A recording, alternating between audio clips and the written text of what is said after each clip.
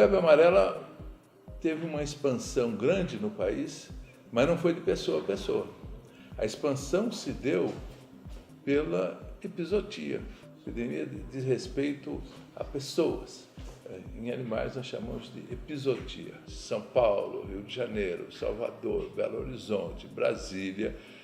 Nós temos cinturão de mata com primatas e que agora estão sofrendo epizootia da febre amarela. Nós temos uma vacina que tem problemas, que causa uma infecção com vírus atenuado, mas não deixa de ser uma infecção. Esse é o problema. Mas, por outro lado, tem uma capacidade de resposta imunológica muito intensa. É das vacinas com melhor proteção de imunidade que nós temos. O que se viu nesses últimos meses, infelizmente, foi que a febre amarela foi uma variável que se somou ao já complexo tratamento do paciente oncológico. É que a SBOC se organizou para emitir uma nota técnica capaz de balizar as condutas em pacientes que receberam tratamento oncológico, que estão recebendo tratamento oncológico. Uma dificuldade que se tem para a elaboração de uma nota técnica em relação à vacinação para a febre amarela em pacientes oncológicos é que não tem estudos que definam de fato qual é a melhor conduta para o paciente que está recebendo quimioterapia, terapia-alvo e imunoterapia.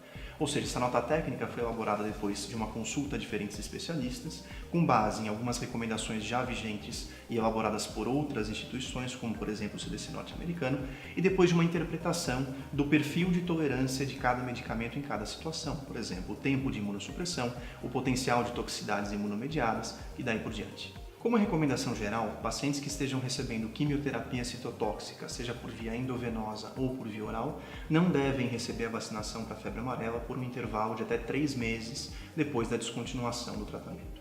Em algumas situações em que o risco de mielossupressão é maior ou que a incidência de eventos imunomediados também é maior, esse intervalo se prolonga para 6 meses. É o caso, por exemplo, de pacientes que receberam fludarabina, que receberam rituximab ou que receberam alguma forma de bloqueador de correceptor imune. Existem algumas situações particulares, pacientes que receberam transplante de medula óssea não devem ser vacinados por um período de pelo menos 24 meses. E atenção também deve ser dada àqueles pacientes que estão recebendo corticoterapia por tempo prolongado ou em dose imunossupressora. Nessa situação em particular, um intervalo mínimo de 4 semanas desde a descontinuação da corticoterapia é recomendado. Uma outra situação importante é que, vez por outra, nós encontramos pacientes que receberam a vacina para a febre amarela e têm um diagnóstico de câncer.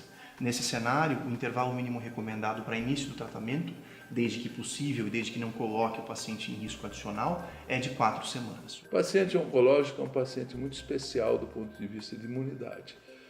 Vai depender da doença que ele tenha e do tratamento que ele está sendo submetido. É um julgamento complexo.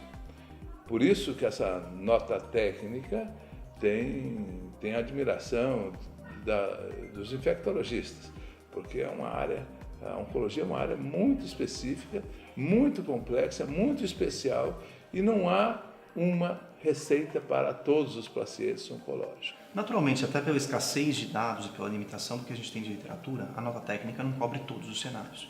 Então, discutir as indicações de vacinação com o oncologista é fundamental. Pacientes que tiveram diagnóstico de câncer e já completaram o tratamento, respeitados aqueles intervalos que a gente já discutiu, são pacientes que devem seguir as recomendações gerais de vacinação.